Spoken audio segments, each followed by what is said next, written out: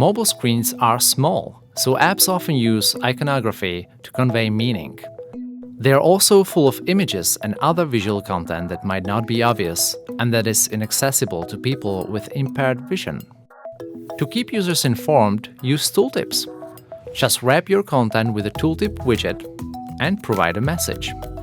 Now, your icons and images show tooltips when appropriate.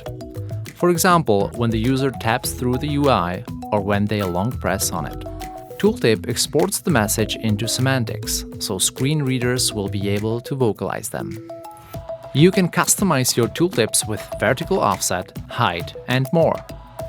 Some material widgets, like icon button, already include tooltips, so you can just provide the message text. For more info on those and all the other widgets, head to flutter.io.